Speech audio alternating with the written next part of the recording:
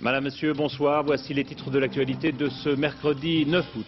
L'Espagne en deuil compte ses morts. Cet après-midi, un sous-officier de l'armée de terre espagnole a été assassiné de 2 balles dans la nuque à Pamplune. Un mort qui s'ajoute à une liste déjà longue. Les manifestations se sont déroulées un peu partout en Espagne alors que le Pays Basque enterrait l'industriel assassiné hier. Des obsèques aussi en Corse. Le cercueil de Jean-Michel Rossi était recouvert du drapeau corse à tête de mort. 1 millier de personnes, dont beaucoup de nationalistes, ont accompagné sa dépouille. La polémique sur le Tour de France et les révélations du Conseil de prévention contre le dopage, des révélations contestées par l'Union cycliste internationale qui refuse d'assimiler dopage et prescription sur ordonnance. Au Kosovo, la situation est toujours aussi délicate pour les Serbes réfugiés dans leurs enclaves sous protection de la KFOR. Et quand ils viennent à être jugés, il faut toute la diplomatie d'un magistrat français pour rendre les débats équitables. Ce sera notre enquête dans ce journal. Et puis enfin, nous partirons sur les chemins de Rome pour les JMJ, le grand rendez-vous de la jeunesse catholique qui débute le 15 août dans la ville sainte. 70 000 jeunes Français y sont attendus. Une fois de plus, aujourd'hui, les Espagnols sont donc descendus dans la rue pour dire leur indignation et leur colère. En l'espace de 3 jours, la guerre ouverte qu'a déclenché l'ETA a fait 6 morts et 11 blessés. Le gouvernement espagnol réaffirme sa politique de fermeté, mais chacun se demande quand cessera cette violence. En attendant, le Pays Basque a rendu hommage à l'industriel mort hier dans l'explosion de sa voiture. Agnès Varamian et Vincent Bouffartigue étaient sur place. José María Corta a descendu une dernière fois les rues de sa ville. Hommage à un notable, un entrepreneur aisé et respecté. Dans la foule, un sentiment d'impuissance et de rage. Mais ce n'est pas juste. Qu'est-ce qu'ils veulent? Mais qu'est-ce qu'ils prétendent? Nous avons la plus grande autonomie d'Europe. Enfin, c'est ce que j'ai lu. Alors je ne sais pas, c'est horrible.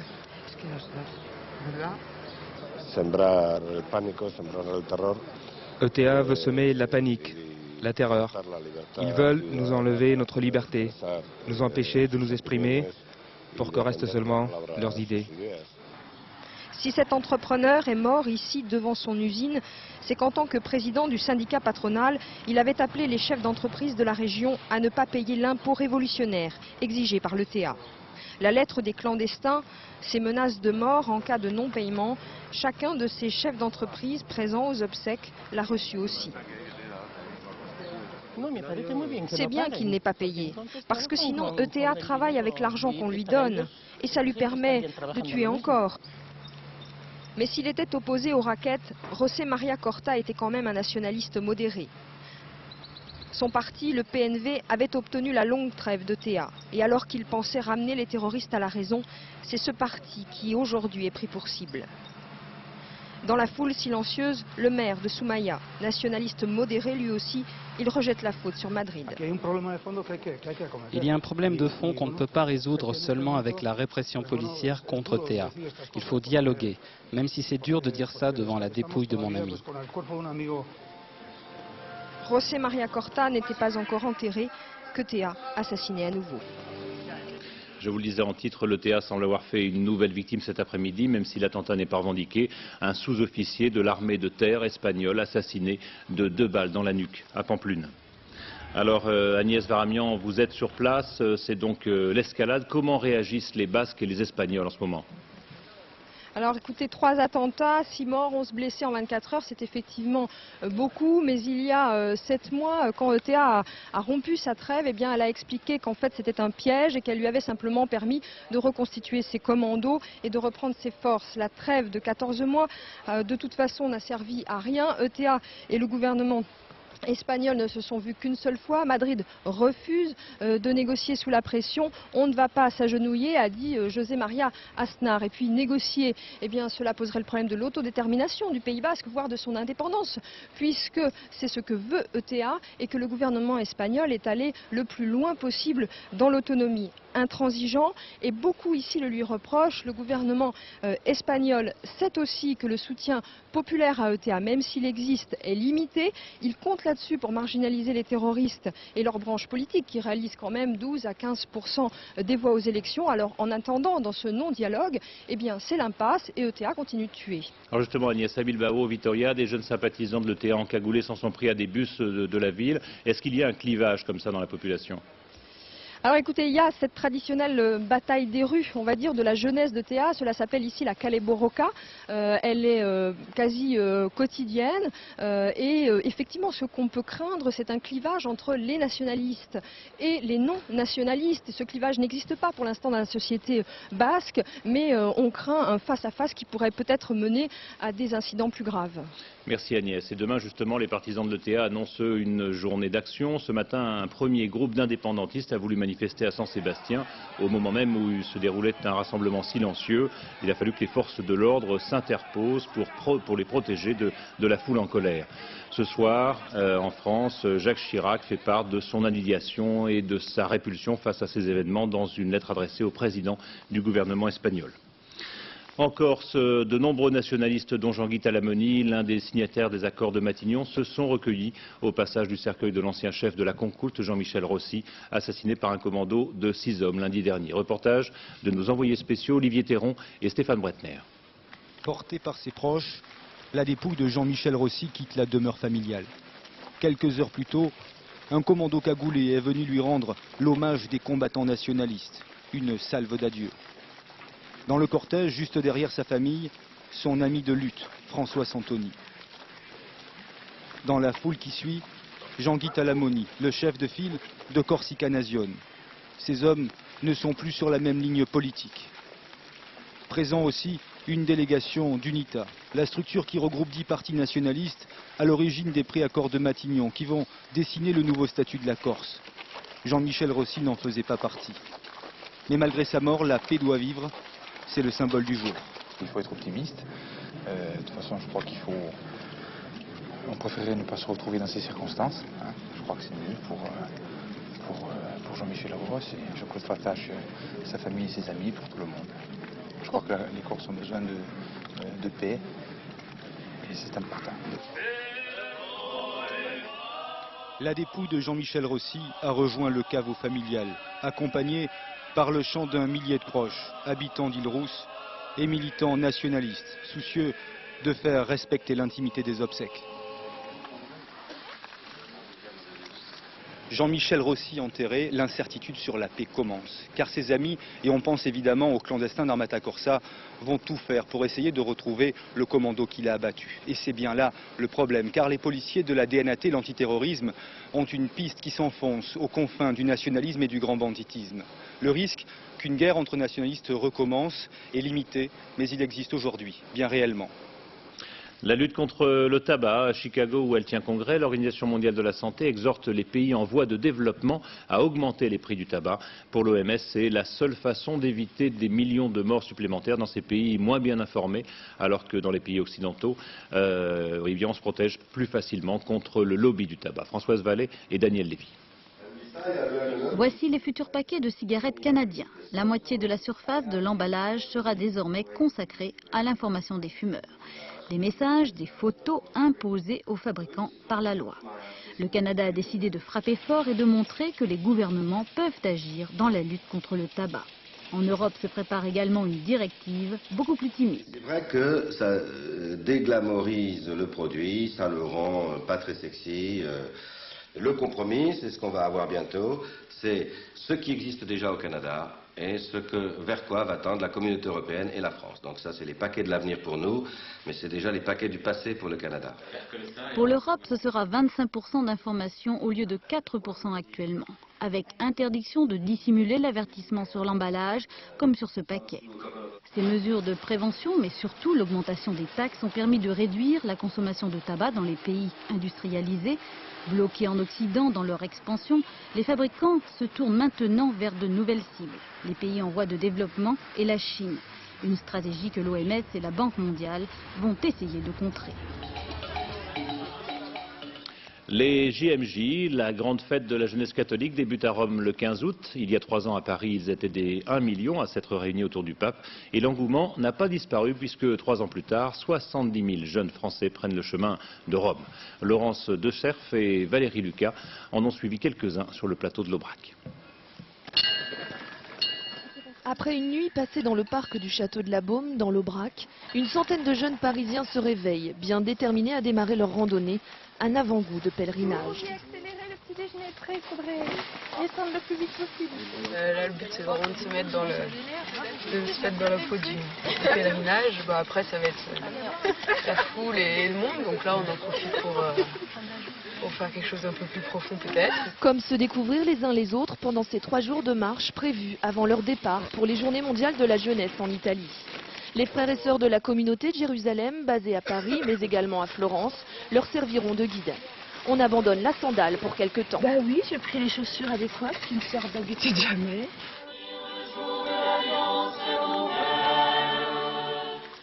Rejoints par une autre centaine de jeunes, mais cette fois-ci de l'Aveyron, ils ont tous entre 15 et 30 ans.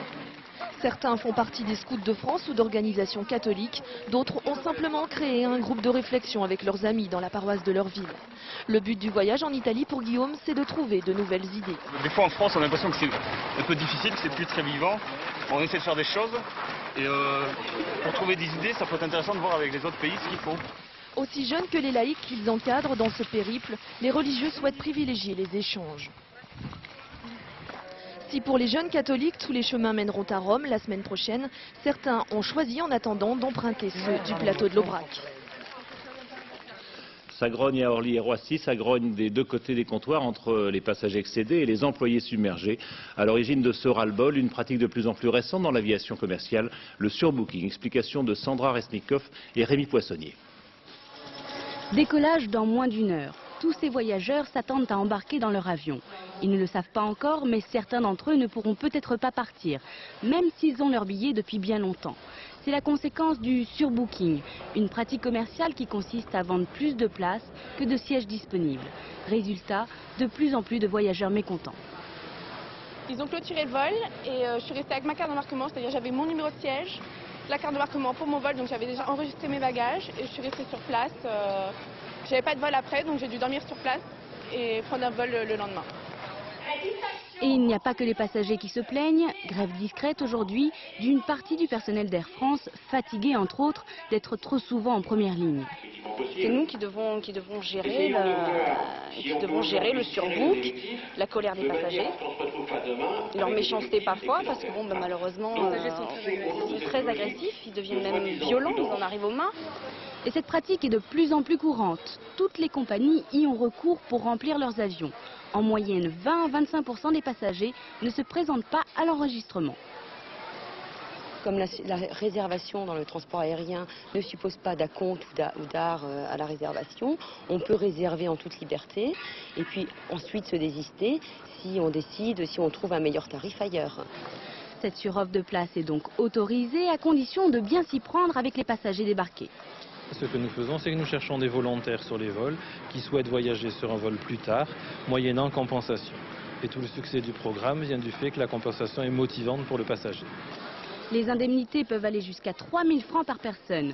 Cela ne pèse pas lourd pour les compagnies. Chez Air France, l'an dernier, moins de 1% des passagers ont été refoulés à cause de surréservation. La situation sur le front des incendies. En Europe, un important foyer s'est déclaré au Portugal, près de Lisbonne. 7 pompiers qui luttaient contre le feu ont été blessés. Et puis aux États-Unis, les efforts déployés par 20 000 pompiers, les encouragements de Bill Clinton n'ont rien changé. Le feu continue son œuvre destructrice. Tous les moyens sont bons pour essayer de l'arrêter. Témoin ces pompiers du Montana qui en viennent eux-mêmes à mettre le feu à la forêt. Reportage de notre correspondant aux États-Unis, Étienne Lénart. Une cinquantaine de pompiers de la vallée de Beetroot s'affairaient hier autour de la seule épicerie à plusieurs kilomètres à la ronde. La priorité, on l'a dit, est de protéger tout ce qui ressemble à une habitation. Et l'incendie qui ravage depuis une semaine maintenant l'un des plus beaux parcs naturels du Montana se fait menacer. Parce qu'ils ne veulent prendre aucun risque, les spécialistes de la lutte anti-feu dans le secteur ont décidé d'allumer un contre-feu. L'opération n'est pas sans risque. Au mois de mai dernier, une tentative similaire en Californie s'était soldée par l'évacuation de 25 000 personnes et la destruction de 200 maisons. Armés de pistolets, équipés de balles incendiaires, les pompiers, ceux-là même qui depuis des semaines s'épuisent à éteindre les feux, vont cette fois provoquer l'incendie. Tout le monde est prêt, on va commencer à tirer. Un impact tous les mètres 50 sur une ligne la plus régulière possible. L'objectif est de contrôler l'évolution du feu. Lorsque l'incendie, le vrai, descendra la montagne, il ne trouvera plus grand-chose à brûler. Quand tout ça aura brûlé, que ça aura refroidi, tous les moyens qui étaient en place ici pour protéger l'épicerie pourront être déployés ailleurs sur d'autres foyers. Le paradoxe, évidemment, peut paraître choquant, mais dans le cadre des incendies qui détruisent pour des décennies les trésors forestiers de l'Ouest américain, les pompiers estiment n'avoir pas d'autre choix. C'est la mère nature qui mène la danse. On essaie de la contenir, parfois nous gagnons, parfois c'est elle qui l'emporte. Au pied de la colline, une dernière ligne est consciencieusement tracée. Ce feu-là sera surveillé toute la nuit et demain matin, le versant de la montagne sera réduit en cendres. Mais l'épicerie de la vallée, elle, aura été sauvée. Au Chili, le général Pinochet n'a pas dit son dernier mot, malgré les manifestations de joie de ses adversaires à l'annonce de la décision de la Cour suprême qui donc a levé son immunité. Le vieux dictateur n'a pas hésité à sortir de chez lui pour saluer ses partisans avant de recevoir ostensiblement tout ce que l'armée chilienne compte de généreux. À Moscou, au lendemain du terrible attentat qui a fait 7 morts et 97 blessés, les services secrets privilégient la piste tchétchène. En ville, la sécurité a été renforcée, mais les moscovites comptent surtout sur leur propre vigilance. Correspondance de Dominique Derda et de Volodia Poliaski. C'est une prière pour les morts qu'elle récite à voix basse et peut-être aussi pour conjurer le sort. Dès la réouverture ce matin du passage sous la place Pouchkine, ils sont venus par centaines s'y recueillir. De ces couloirs, ils ont fait un mausolée improvisé, spontané. Toute la nuit, une fois ramassés les blessés et les corps, les ouvriers sans relâche ont nettoyé les allées pour que la vie reprenne au cœur de la capitale. Ici ne doit régner que le silence, dit ce peuple, le silence des anges. Non, taisez-vous, jeune homme, lui rétorque cette mère de famille. Désormais, pour nous, cet endroit est un lieu saint. Et c'est en venant ici, en disant à voix haute ce que nous ressentons, que nous rendons hommage aux victimes. Alors non, on ne va pas se taire, non. Dans toutes les mémoires, la vague d'attentats qui l'an dernier en Russie a coûté la vie à 293 personnes. Comment oublier un tel carnage? Comment croire qu'il suffit de renforcer la présence policière pour dissuader les poseurs de bombes? Aux portes de la ville, dans tous les lieux publics, ordre a été donné de multiplier les contrôles. Suspect numéro 1, comme d'habitude, les Tchétchènes et avec eux, tous les Caucasiens. Les gens ont peur, disent policiers. Et de quoi ils ont peur? Que ça recommence? Peut-être bien. D'autres aussi ont peur, ceux qu'en russe avec mépris on appelle les culs noirs. Tchétchènes, Azéris, Ingouches, tous ces peuples du Sud qui craignent de nouvelles ratonnades. Aujourd'hui, 3 fois ils m'ont emmené au poste. Vladimir Poutine a beau déclarer qu'il faut se garder d'accuser sans preuve, pour la majorité des Russes, la cause est entendue. C'est de la République rebelle de Tchétchénie que proviennent tous leurs maux. Paris se félicite ce soir du déploiement de soldats et de gendarmes libanais dans l'ancienne zone occupée du Liban Sud, un déploiement qui intervient après celui de la FINUL, la force d'interposition de l'ONU sur la frontière libano-israélienne. Au total, les Libanais ont déployé 1000 hommes dans cette zone occupée depuis 22 ans par l'armée israélienne.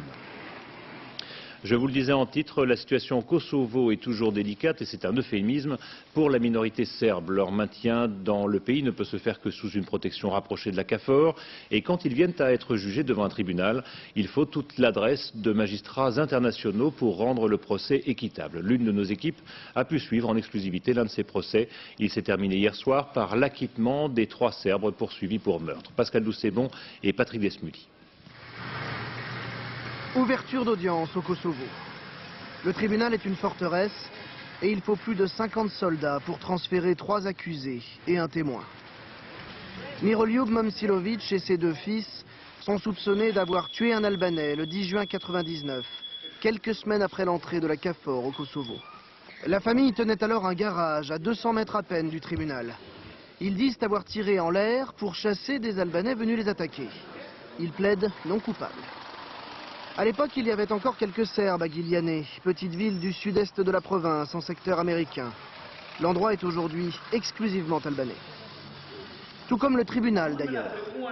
À part les accusés et leurs familles, les seuls Serbes dans cette salle sont les avocats de la défense. Mais c'est un Français qui dirige les débats.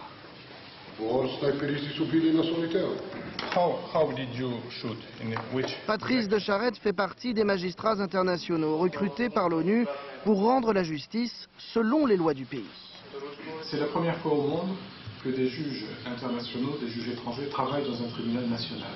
Pour un juge, c'est une expérience qui est absolument fantastique. Le parquet albanais a accepté de bonne grâce le magistrat français. Il n'avait pas vraiment le choix. La défense, elle, est bien contente de sortir de son isolement. Ces deux-là sont tout simplement les derniers avocats serbes du Kosovo. Si vous examinez les procès-verbaux du précédent procès, vous trouverez des différences avec celui-ci. Des différences essentielles. Car ces hommes ont déjà été jugés par un magistrat albanais quelques semaines avant l'arrivée de Patrice de Charette. Un bien curieux procès. Pas d'autopsie de la victime. Refus d'examiner des pièces fournies par la défense. L'avocat serbe avait réussi in extremis à obtenir un renvoi. C'est donc la deuxième fois que Boban, le plus jeune, explique au tribunal dans quelle partie du garage il se trouvait ce jour-là. Le garage, voici ce qu'il en reste. Pillé et brûlé par des inconnus, dit le rapport de police. Un par un, les témoins albanais viennent à la barre expliquer que les Momčilović ont abattu l'un des leurs alors qu'ils venaient en paix comme de simples clients. Mais ils mentent. Et la preuve de ce mensonge existe. Ce sont les images des caméras de surveillance du garage, la fameuse pièce à conviction que le premier juge albanais n'avait pas voulu voir. On y découvre des visiteurs qui n'ont rien de pacifique. Allez, sortez tout de suite, rendez vos armes, vous êtes cernés. Puis les assaillants tentent de défoncer la porte, et voici la suite.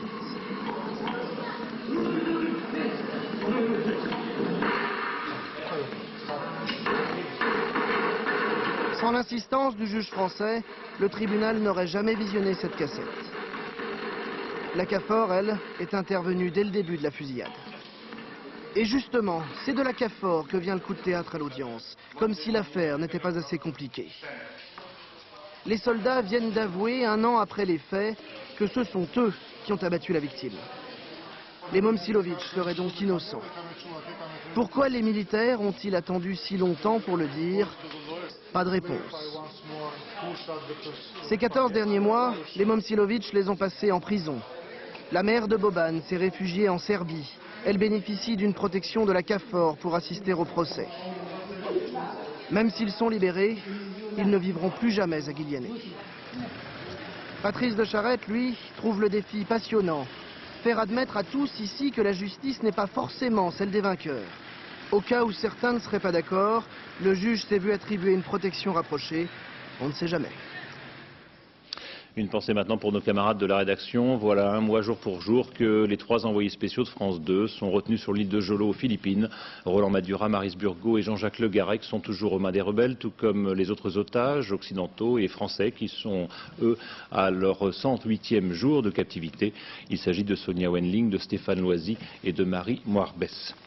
La montagne, avec le retour du beau temps, les randonneurs sont repartis à l'assaut des cimes. À Chamonix, c'est l'embouteillage dans les refuges, comme l'ont constaté Virginie Fichet et Philippe Évêque au refuge des Cosmiques, dernière étape avant le Mont Blanc. 1 heure du matin et déjà pas une minute à perdre. Perché à 3600 mètres d'altitude, le refuge des Cosmiques s'éveille à peine. Cette nuit-là, Laurence et Elodie, après plus de 10 jours d'attente, vont enfin s'élancer à la conquête de leur rêve, le Mont Blanc. C'est vrai qu'on voulait faire des courses avant pour se préparer un petit peu à l'altitude et puis à la marche en montagne. On en avait déjà fait un petit peu. Et on a eu pas mal de mauvais temps, donc ça a un peu freiné les étapes. On a pu faire une seule course. Et donc là, bah oui, c'est un peu le grand jour, quoi. On part pour le Mont Blanc, puis on verra bien où on arrivera. Seuls les cliquetis du matériel troublent le silence. Chacun est concentré. Il faut bien vérifier baudriers et crampons, former la cordée et surtout partir vite pour profiter du gel qui a durci la neige. On voit les belles cartes postales avec tout le blanc, l'immensité, tout ça. Et aujourd'hui, on sera dedans. Le prix de la carte postale, 10 heures de marche où la souffrance n'a d'égal que le plaisir de contempler ces sommets tant convoités. Tout le monde est en bas dans la vallée, à guetter l'éclaircie, à espérer qu'il va faire beau. Et dès qu'il y a le premier rayon de soleil, c'est la ruée. Les gens sont prêts à dormir sur les tables, par terre, un peu n'importe où. Car les conditions quasi hivernales du mois de juillet ont aiguisé les appétits et gonflé l'impatience. Mais les abondantes chutes de neige ont aussi semé des pièges. Le manteau est encore très fragile et instable. C'est pas parce qu'il fait beau que d'un seul coup tout est réglé. Hein, il faut savoir que la montagne, il faut lui laisser le temps un petit peu de se faire belle, de se mettre en condition. Et ça, bon, ben, 1 ou 2 journées de soleil après une grande période de mauvais temps, je dirais que c'est un petit peu le minimum. Lorsque la journée touche à sa fin, ils sont nombreux à camper au pied de leur objectif. Ce soir-là, malgré le soleil, la météo est incertaine. Si on arrive là-haut et puis qu'il y a un orage, pas hésiter à faire demi-tour, à se dire ben voilà, ce sera pour une prochaine. Savoir renoncer une fois pour un jour apprivoiser ces montagnes éternelles, la sécurité commence par une grande leçon d'humilité. Le Tour de France et la polémique après les révélations du Conseil de prévention contre le dopage, en affirmant hier que près de la moitié des échantillons prélevés sur les coureurs contenaient des substances dopantes. Le Conseil s'est attiré les foudres de l'Union cycliste internationale. Il ne faut pas confondre, dit l'UCI, dopage et prescription thérapeutique, à moins, dit certains, que les ordonnances ne servent en fait qu'à camoufler la triche. L'enquête de Christelle Bertrand et d'Agnès Gardet. Comme si de rien n'était, le cyclisme poursuit sa course. Ce matin à Strasbourg, au départ du Regio Tour, le peloton reste muet sur les résultats des contrôles antidopage réalisés sur le Tour de France. Seul Christophe Basson y va de son commentaire. J'ai vu des coureurs qui se sont fait suspendre 3 semaines parce qu'ils avaient un taux de fer supérieur à la normale. Et puis finalement, un coureur qui a une tendinite, donc qui est quand même bien plus grave, il continue à courir avec une ordonnance. Alors je ne trouve pas ça tout à fait normal. Et c'est le pourcentage qui est également un peu impressionnant, dans le sens où 45% de sportifs malades, finalement, il vaut mieux être malade pour faire de très bons résultats. Le Conseil de prévention et de lutte contre le dopage a jeté hier un pavé dans la mare. Des traces de produits dopants apparaissent dans près de la moitié des contrôles pratiqués sur le Tour. L'Union cycliste internationale a immédiatement réagi. Pour Hein Verbruggen, son président, les résultats sont négatifs si le cycliste fournit une justification thérapeutique. L'ordonnance excuserait donc le dopage. Mais n'en déplaise à l'UCI, en France, un médecin n'a pas le droit de prescrire des produits dopants. Le fait qu'un médecin fasse un certificat médical, le fait qu'il fasse une ordonnance, une prescription, permet de le retrouver. S'il a commis une faute en faisant cela, il a entraîné sa propre responsabilité sur ces faits et risque d'être retrouvé, d'être poursuivi. L'arsenal répressif français n'atteint pas les médecins étrangers. Déjà l'année dernière, des traces de corticoïdes avaient été décelées dans les urines de Lance Armstrong. Il avait alors fourni une ordonnance l'autorisant à utiliser ce produit sous forme de pommade. Cette pratique n'est donc pas nouvelle dans le peloton. Dans 4 mois, le nom des cyclistes incriminés sera connu et toute la lumière pourra être faite à propos de cet éventuel dopage sur ordonnance. Dans la Transat à la voile Québec-Saint-Malo, c'est Franck Camas sur son Groupama qui l'a emporté. Et tout à l'heure, à l'arraché, devant Marc Guillemot. À peine 10 minutes séparaient les 2 hommes à l'arrivée. Ils luttaient même encore bord à bord ce matin, après avoir traversé l'océan d'est en ouest. Une belle victoire donc pour Franck Camas qui courait après depuis 3 ans. Voilà l'arrivée donc de Franck Camas. Et puis de la voile toujours avec le départ de la 3e étape de la course en solitaire du Figaro.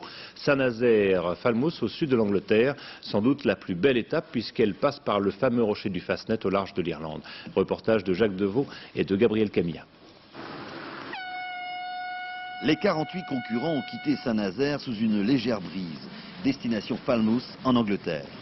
Cette étape de 600 000 est la plus longue de la course, 5 à 6 jours de mer. Plus que jamais dans cette épreuve où les concurrents s'alignent sur des bateaux identiques, c'est le physique qui fera la différence. Moi je pense que ça sera dur pour tout le monde. Il y a un aspect qu'il faut un petit peu mieux négocier peut-être que sur les autres étapes, c'est la gestion du bonhomme. Parce qu'il faudra être opérationnel pendant, à mon avis, un minimum de 6 jours. 6 jours en mer en solo, ça fait beaucoup d'heures et pas beaucoup de sommeil. Mais il faudra trouver juste le bon compromis pour pour avoir la vigilance nécessaire pour être dans le coup toute l'étape.